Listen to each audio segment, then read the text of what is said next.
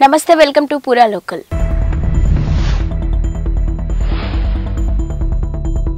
ఇవాళ మరో 2 గ్యారంటీలకు ప్రభుత్వం శ్రీకారం. సెక్రటరియట్ వేదికగా లాంఛనంగా ప్రారంభించనున్న సీఎం.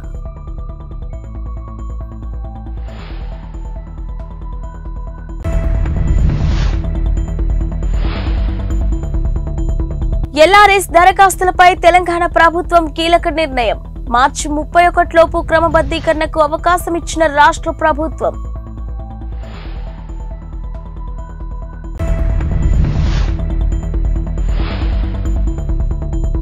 బీజేపీ మాజీ ఎమ్మెల్యేకు కాంగ్రెస్ లీగల్ నోటీసులు. దీపాదాస్ మున్షిపై వ్యాఖ్య నేపథ్యంలో సమన్లు.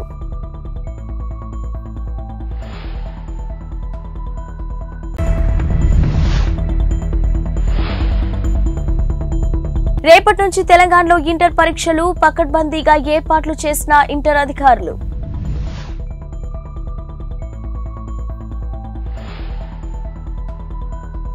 తెలంగాణ ప్రభుత్వం మరో 2 పథకాలను మంగళవారం ప్రారంభించనుంది. కాంగ్రెస్ పార్టీ ఎన్నికలకు ముందు 6 గ్యారంటీలు ఇచ్చింది. ఇక ఇందులో ఇప్పటికే కొన్నింటిని అమలు చేశారు.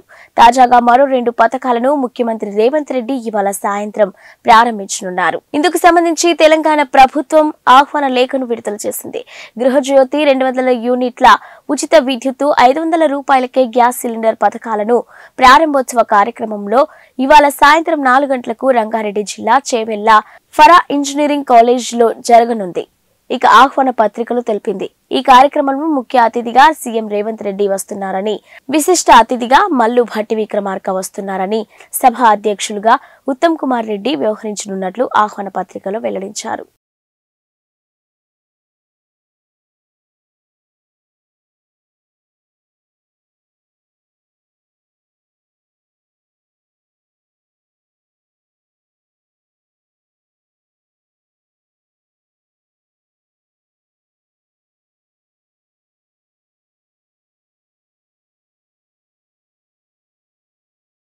ఎల్ఆర్ఎస్ దరఖాస్తులపై తెలంగాణ ప్రభుత్వం కీలక నిర్ణయాలు తీసుకుంది. ఇక 2020లో స్వీకరించిన ఎల్ఆర్ఎస్ దరఖాస్తులను మార్చి 31 లోపు క్రమబద్ధీకరణకు అవకాశం ఇవ్వాలని కాంగ్రెస్ ప్రభుత్వం నిర్ణయించింది. లేఅవుట్లు క్రమబద్ధీకరణ చేసుకునేందుకు వీలు కల్పించింది. దాంతో 20 లక్షల మందికి ప్రయోజనం చేకూరనుంది. ఇక దేవాలయాల, వక్ఫ్ భూములు, ప్రభుత్వ భూములు, కోర్టు ఆదేశాలు ఉన్న భూములు తప్ప ఇతర భూముల రెగ్యులరైజేషన్ కు అడ్డంకులు తొలగినట్లయింది. ఇక లేఅవుట్ల భూములను క్రమబద్ధీకరణ చేసుకునేందుకు గతంలో బీఆర్ఎస్ ప్రభుత్వం ఎల్ఆర్ఎస్ విధానాన్ని తీసుకొచ్చింది. గతంలో బీఆర్ఎస్ ప్రభుత్వం తీసుకొచ్చిన ఎల్ఆర్ఎస్ వల్ల స్థానిక సంస్థలకు ఆదాయం సమకూరింది. ఇక అనుమతి లేకుండా చేసిన లేఅవుట్లలో కొనుగోలు చేసిన వారికి క్రమబద్ధీకరించుకునే అవకాశం సర్కారు మరోసారి ఇవ్వనుంది. ఇక అనధికారాలే లేఅవుట్లలో ప్లాట్లు కొనుగోలు చేసిన వారు ఇల్లు నిర్మాణానికి అనుమతులు రాక అటు అమ్ముకునేందుకు వీలు లేకుండా ఉండేది. ఈ క్రమంలో ఆ లేఅవుట్లలో ఉన్న ప్లాట్లను క్రమబద్ధీకరించడానికి గత ప్రభుత్వం ఎల్ఆర్ఎస్ స్కీమ్ తీసుకొచ్చింది.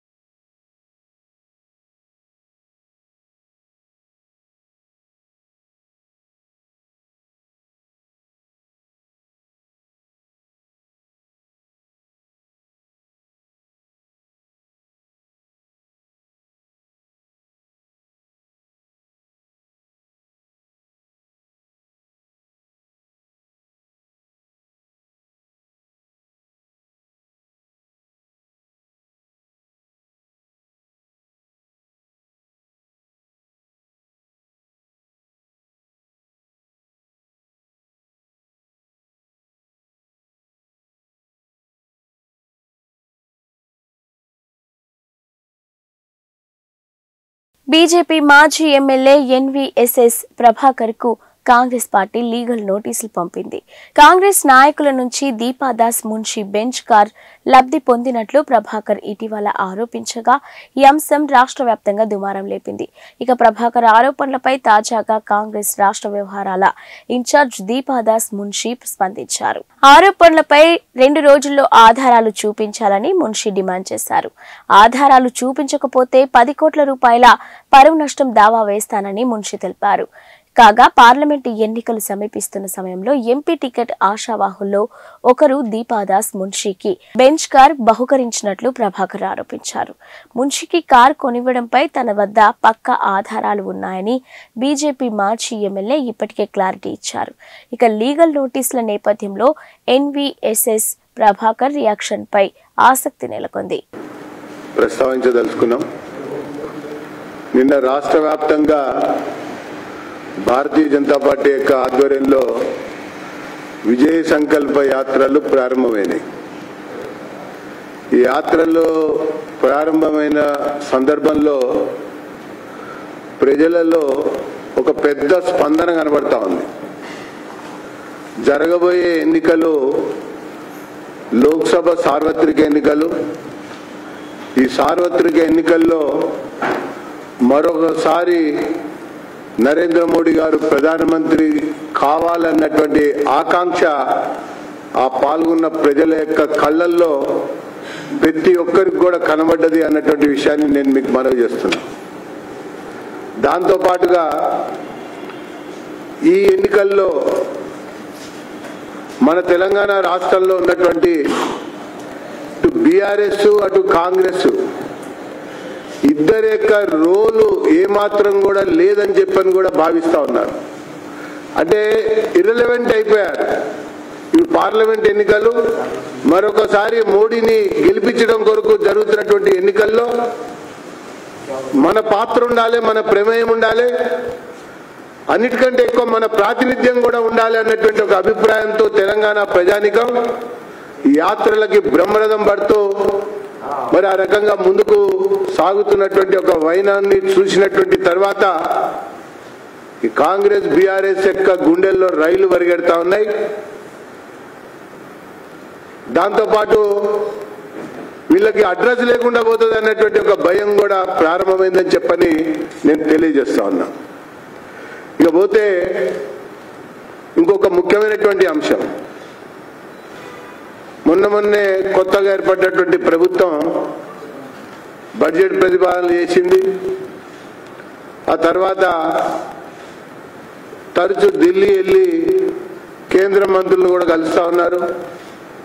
అనేక రకాల వినతి పత్రాలు కూడా ఇస్తా ఉన్నారు. ఒక ముఖ్యమైన విషయం ఏంటంటే రాష్ట్రంలో ఆర్థిక పరిస్థితి గాడి తప్పింది. దివాలా తీసినటువంటి ఖజానా చాలా స్పష్టంగా అవుపడతా ఉన్నది. మూడో విషయం, కొత్తగా అప్పులు పుట్టాలంటే ఇప్పటికే ఎఫ్ఆర్బిఎం పరిమితులు మ్యాక్సిమానికి చేరుకున్నాం. అప్పులు పుట్టే పరిస్థితి కూడా లేనటువంటి స్థితి గతి. బడ్జెట్ లో కొత్త అప్పుల కోసం కొన్ని వేల కోట్ల రూపాయలని చూపించుకున్నారు. మళ్ళీ ఎఫ్ఆర్బిఎం పెంచాలని చెప్పని కోరుతా ఉన్నారు. పరిపాలన కొనసాగాలంటే కేవలం అప్పు ద్వారానే మనం నిధులు సమకూర్చుకోవచ్చు అన్నటువంటి ఒక పాత బీఆర్ఎస్ పందాల్లోనే ఈ కొత్త కాంగ్రెస్ నాయకత్వం కూడా పోతున్నట్టుగా కనబడతా ఉన్నది. ఇది ఎంత మాత్రం కూడా సమంజసం కాదు. ఇప్పటికే జీతాలు ఇవ్వలేని పరిస్థితి, సకాలంలో పెన్షన్లు ఇవ్వలేని స్థితి. కేవలం ఈ 2 మాసాల కాలంలో చూసినట్టయితే వీళ్ళు కాంట్రాక్టర్లకే ఎక్కువగా బిల్లులు చెల్లించినటువంటిది చాలా స్పష్టంగా కనబడ్డటువంటి దృశ్యం.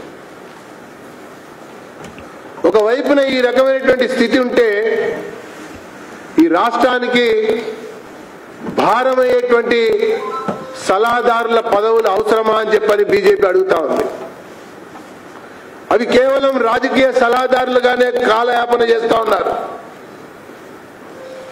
వాళ్ళ కార్యాలయాలు, వాళ్ళ కుర్చీలు, వాళ్ళకు ఉన్నటువంటి సిబ్బంది అయ్యేటువంటి ఖర్చు కూడా వృధా అన్నటువంటి విషయాన్ని భారతీయ జనతా పార్టీ పేర్కొంటా ఉంది. రాష్ట్ర ప్రభుత్వం దుబారాన్ని తగ్గించాలి, అనవసరమైనటువంటి ఖర్చుని అంతకంటే తగ్గించాలి. దాంతోపాటు ఈ అడ్వర్టైజ్మెంట్లు ఇవ్వటం, మరి దాంతోపాటు అనవసరమైనటువంటి ఖర్చులకి తెరదీయటం అనేది కూడా పూర్తిగా ఒక నియంత్రించుకోవాల్సినటువంటి అవసరం ఎంతైనా ఉంది అన్నటువంటి తరుణంలో ముఖ్యమంత్రి ఢిల్లీకి వెళ్ళి రాజకీయ నియామకాల కొరకు అనుమతులు పొందడం కొరకు ప్రయత్నం చేస్తా ఉన్నారు. ఈ రాష్ట్రంలో అనేక కార్పొరేషన్లని గత ప్రభుత్వం రాజకీయ నియామకాల కొరకు రుణాల కొరకు ఏర్పాటు చేసినటువంటి ఒక కార్పొరేషన్లు ఉన్నాయి. కొత్త ప్రభుత్వం ఒక పోటుతో వాటిని రద్దు చేసింది. ఇప్పుడు రాజకీయంగా వాళ్ళకి ఒక ఆవాసం కలిగించడం కొరకు పునరావాసం కల్పించడం కొరకు నియామకాలు చేయడం కొరకు ప్రయత్నం చేస్తా ఉన్నారు. ఇది ఎంత మాత్రం కూడా తగదు. ఇది ఖజానాపై అదనపు భారమే. దాంతోపాటు ఇది వృధా చేసేటువంటి ఒక వ్యవహారమే.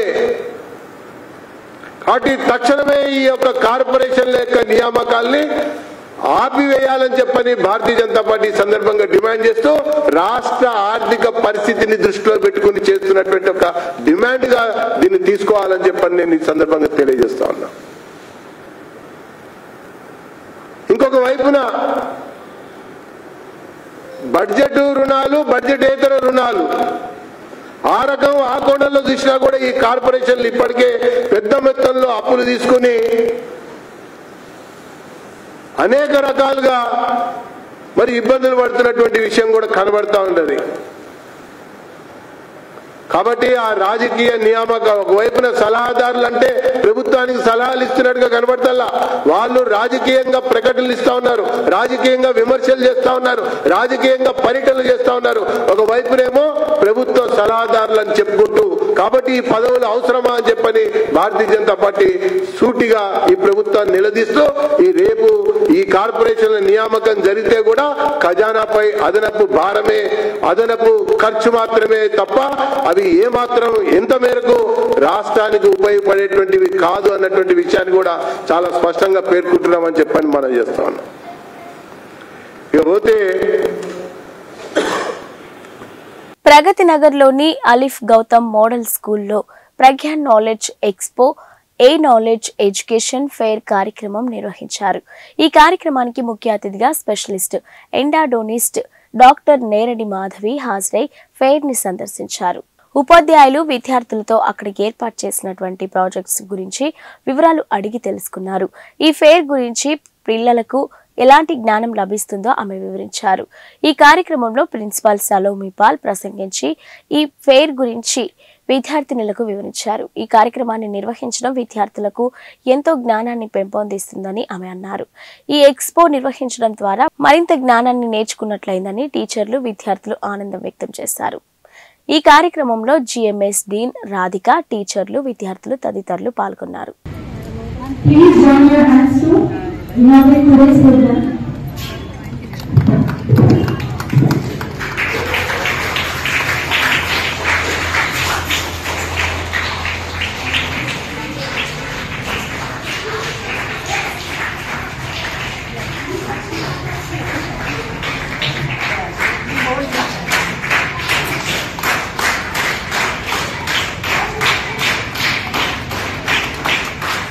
Thank you, ma'am. Thank you so much.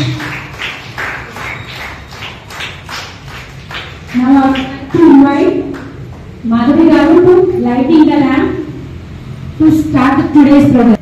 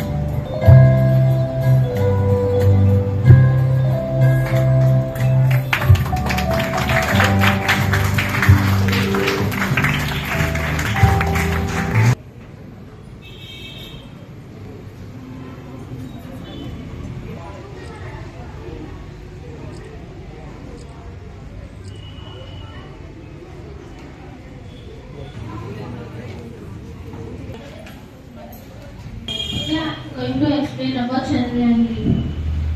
This is my science project, the third moon mission by ISRO. The full form of ISRO is Indian Space Research Organization. The cost of Chandrayaan-3 is 600 crore rupees. Chandrayaan-3 is launched on 14th July 2023 from Sriharikota. Chandrayaan-3 is launched using LVM-3 rocket. The rocket has 3 stages.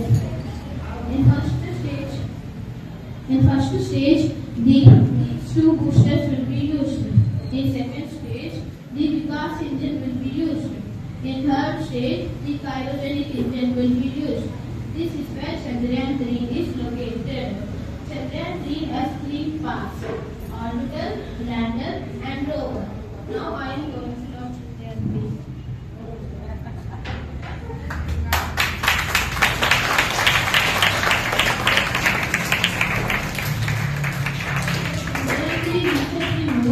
The lander is separated from the orbiter. The lander lands on the moon and the Pragyan rover comes out from the lander. The Pragyan rover stays on the moon for 14 days.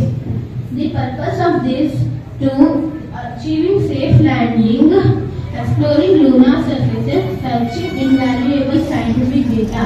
This technological challenge was undertaken by India and led by ISRO. Thank you. Ma'am, my name is Anandi Children. I am studying 6th class. Today I am going to explain about human system. Human body is made up of 7 important organic systems, including circulatory, respiratory, digestive, excretory, nervous, and endocrine system. These systems work together to maintain a functioning human body.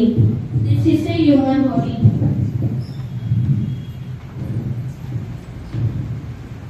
Circulatory system helps the body to carry food and oxygen.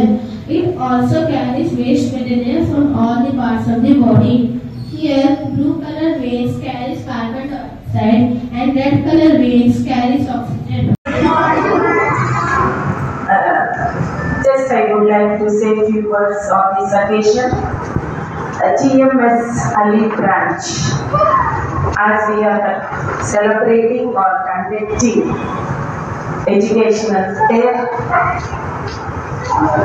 just to increase the knowledge or the innovative thinking from the students' end.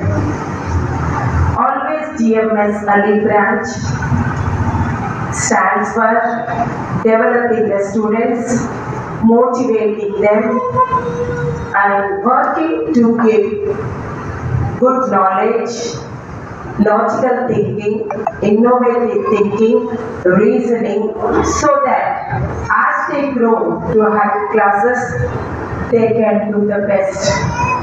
We, the staff of GMS Ali branch, always standing for that, and we hope and we expect the support from the parents and also, and here the teachers always they are ready to work, put all the efforts in training the students, and very important thing, I congratulate all the students for your excellent performance. Thank you so much. Congress అగ్రనేత రాహుల్ గాంధీ లోక్సభ ఎన్నికల్లో తెలంగాణ నుంచి పోటీ చేయనున్నట్లు తెలుస్తుంది. ఈ మేరకు నిర్ణయించినట్లు Congress party ఉన్నత వర్గాలు తెలిపాయి. ఇక రాష్ట్రం నుంచి అత్యధిక ఎంపీ స్థానాలను గెలుచుకోవాలనే లక్ష్యంతో ఉన్న కాంగ్రెస్ ఈ మేరకు అభ్యర్థుల ఎంపికపై కసరత్తు ముమ్మరం చేసింది. రాహుల్ గాంధీ తెలంగాణ నుంచి పోటీ చేస్తే ఇక్కడ పార్టీ మరింత ప్రభావం చూపుతుందని హస్తం వర్గాలు భావిస్తున్నాయి. అటు ఇప్పటికే మెజార్టీ స్థానాల్లో అభ్యర్థుల విషయంలో అధిష్టానం ఇప్పటికే ఓ నిర్ణయానికి వచ్చింది. ప్రస్తుతం రాహుల్ కేరళలోని వయనాడు ఎంపీగా ఉన్నారు. ఇక ఈసారి ఆయన తెలంగాణ నుంచి పోటీ చేయించాలని సీఎం రేవంత్ రెడ్డి, ఏఐసీసీ జాతీయ అధ్యక్షుడు మల్లికార్జున ఖర్గే, ఇక ప్రధాన కార్యదర్శి కేసీ వేణుగోపాల్ ఇతర ముఖ్య నేతలతో చర్చించినట్టు తెలుస్తుంది. ఈ ప్రతిపాదనకు ఆయా నేతలతో సహా రాహుల్ కూడా అంగీకరించినట్లు సంబంధిత వర్గాల ద్వారా తెలిసింది. ఖమ్మం లేదా భువనగిరి నుంచి ఆయన పోటీ చేసే అవకాశం ఉన్నట్లు సమాచారం. దీంతో పాటు ఉత్తరప్రదేశ్లోని అమేఠీ నుంచి కూడా ఆయన పోటీ చేస్తారని పార్టీ ఉన్నత వర్గాలు తెలిపాయి. అటు సోనియా గాంధీ ప్రాతినిధ్యం వహించిన రాయ్ బరేలీ నుంచి ప్రియాంక గాంధీ పోటీ చేసే అవకాశం ఉందని తెలుస్తుంది.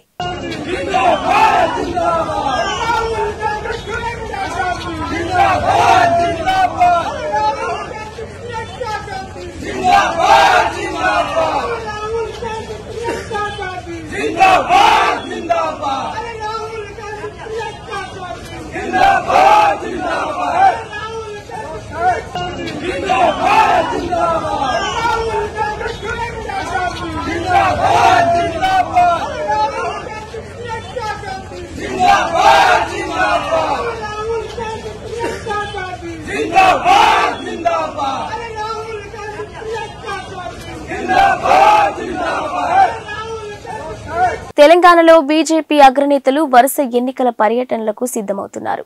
వచ్చే లోక్సభ ఎన్నికల్లో రాష్ట్రం నుంచి కనీసం 10 ఎంపీ సీట్లు గెలవడమే లక్ష్యంగా పెట్టుకున్న నేపథ్యంలో కాంగ్రెస్ బీఆర్ఎస్లు ప్రచారాన్ని ప్రారంభించకముందే ముమ్మరంగా ప్రచారం చేపట్టాలని బీజేపీ భావిస్తుంది. ఆ మేరకు ఆ పోటీలకు అభ్యర్థుల ప్రకటనకు ముందే ఈ నెలాఖరులోగా అభ్యర్థుల తొలి జాబితాను ప్రకటించి ఎన్నికల ప్రచారం చేసేందుకు బీజేపీ నిర్ణయించినట్లు తెలుస్తుంది. ఈ నేపథ్యంలో ప్రధానమంత్రి నరేంద్ర మోదీ, కేంద్ర హోంమంత్రి అమిత్ షా, పార్టీ జాతీయ అధ్యక్షుడు జేపీ నడ్డా సహా అగ్రనేతలు రాష్ట్రంలో పర్యటించి సభలు నిర్వహించేందుకు సన్నద్ధమవుతున్నట్లు తెలుస్తుంది. ఇక ఎన్నికల షెడ్యూల్ వెలువడిన వెంటనే ఆదిలాబాద్, సంగారెడ్డిలో ఏర్పాటు చేసిన సభలను ప్రధాని మోడీ సందర్శించి ఎన్నికల ప్రచారాన్ని ప్రారంభించనున్నట్టు తెలుస్తుంది. ఆయా సభల కంటే ముందే రోడ్లు, ఇతర అభివృద్ధి కార్యక్రమాలకు శంకుస్థాపనలు మోడీ చేపట్టాలని ఆ పార్టీ నేతలు భావిస్తున్నారు. అయితే ఈ నెల 29న ఢిల్లీలో జరిగే బీజేపీ పార్లమెంటరీ బోర్డు సమావేశంలో 17 స్థానాల్లో మెజార్టీ స్థానాలకు అభ్యర్థులను ప్రకటించే అవకాశం ఉన్నట్లు తెలుస్తుంది.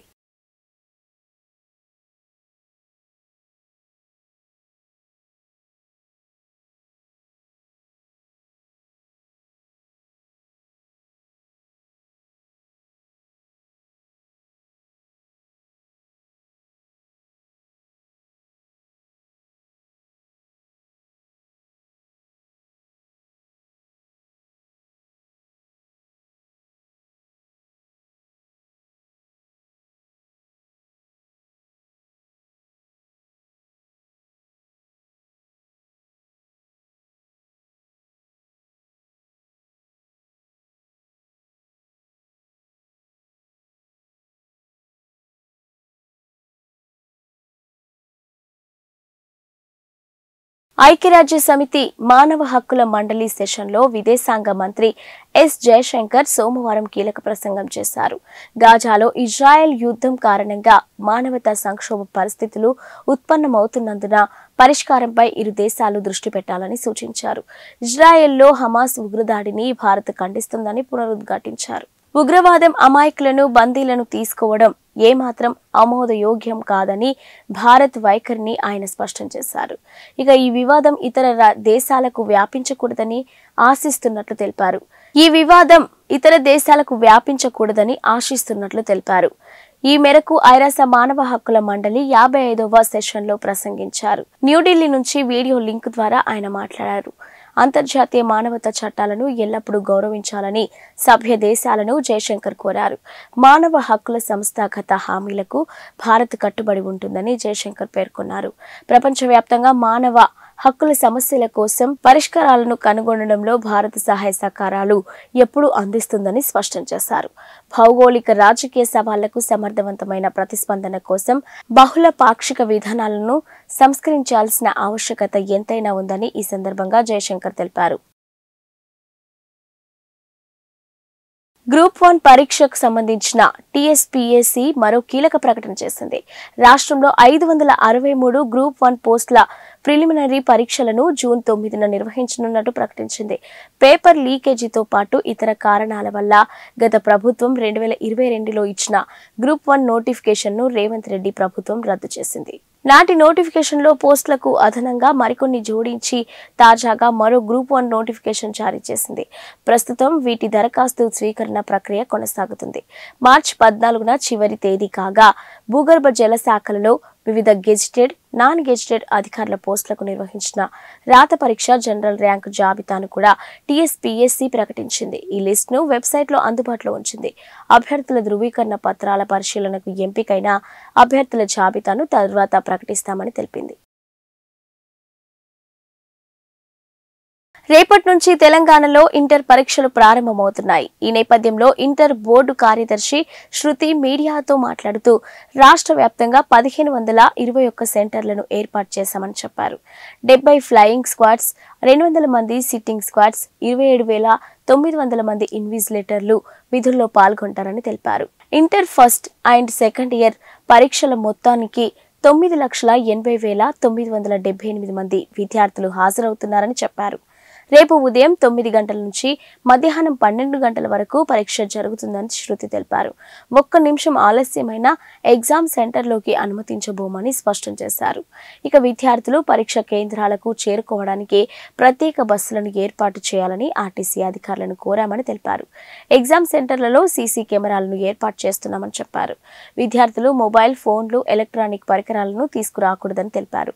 పరీక్ష కేంద్రాల్లోనే నీరు, వైద్య సదుపాయాలు అన్ని ఉంటాయని తెలిపారు. మహబూబ్ నగర్ స్థానిక సంస్థల కోటా ఎమ్మెల్సీ ఉప ఎన్నిక మార్చి 28న జరగనుంది. ఈ మేరకు కేంద్ర ఎన్నికల సంఘం షెడ్యూల్ను విడుదల చేసింది. ఉప ఎన్నిక నిర్వహణ కోసం మార్చి 4న నోటిఫికేషన్ వెలువడనున్నది. అదే రోజున నామినేషన్ల ప్రక్రియ కూడా ప్రారంభమవుతుంది. నామినేషన్లు దాఖలు చేయడానికి మార్చి 11న డెడ్ లైన్ అని, మరుసటి రోజున స్క్రూటీనీ ఉంటుందని, ఉపసంహరించుకోవడానికి మార్చి 14 తుది గడువు అని పేర్కొన్నారు. పోలింగ్ మార్చి 28న జరుగుతుందని, ఓట్ల లెక్కింపు ఏప్రిల్ 2న జరుగుతుందని ఆ షెడ్యూల్లో ఎన్నికల సంఘం పేర్కొంది. ఇప్పటి వరకు ఆ స్థానానికి ఎమ్మెల్సీగా ఉన్న కసిరెడ్డి నారాయణరెడ్డి గత ఏడాది జరిగిన అసెంబ్లీ ఎన్నికల్లో కల్వకుర్తి నుంచి పోటీ చేసి గెలవడంతో రాజీనామా చేశారు. ఆ కారణంగా ఏర్పడిన ఖాళీని భర్తీ చేయడానికి ఇప్పుడు ఉప ఎన్నిక అనివార్యమైంది. ఇవి ఇప్పటివరకున్న బులెటిన్ అప్డేట్స్. మరిన్ని అప్డేట్స్ తో మళ్ళీ కలుద్దాం.